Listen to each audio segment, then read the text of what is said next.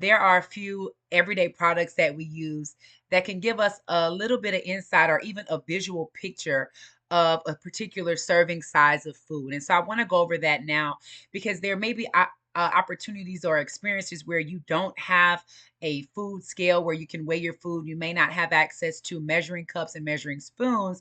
So using these everyday products can kind of give you a visual idea, reminder of that particular serving size. So when you're thinking about like a cup of something, you want to think about the size of a baseball. If you're thinking about like a half a cup of something, you want to think about maybe a tennis ball. If you're thinking about a slice of cheese, it's about the same width as if you were to put four dice together. When you're thinking about 2 tablespoons, you want to think about maybe the size of a ping pong ball. If you're thinking about a baked potato, medium size, it will be about the size of a computer mouse. And when you're thinking about a fourth of a cup, think about a golf ball. If you're thinking about the size of a waffle, it should be about the size of a CD player. So let's make that practical and put it in a real life example. So imagine you're eating out and you're trying to figure out, okay, is this one serving? Is this 2 servings? When I think about when I go to my favorite breakfast spot, I'm not going to tell you what it is. When I go to my favorite breakfast spot and I order pancakes, which is my favorite breakfast food, those pancakes are not the size of a CD. Those pancakes are about the size of probably 3 CDs. So when I'm thinking about eating and how much I'm consuming, I would want to then split that stack of pancakes into at least two to give me more than one serving at a time.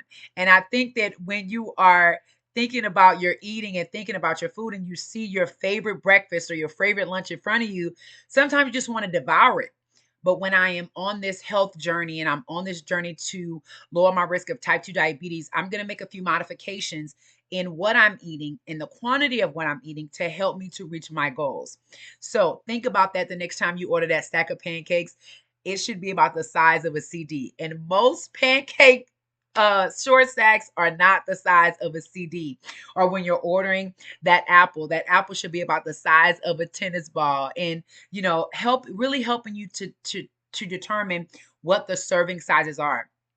We live in America, and oftentimes we get extra large of this, or super size of this, or the extra large of this, and that reflects in our health.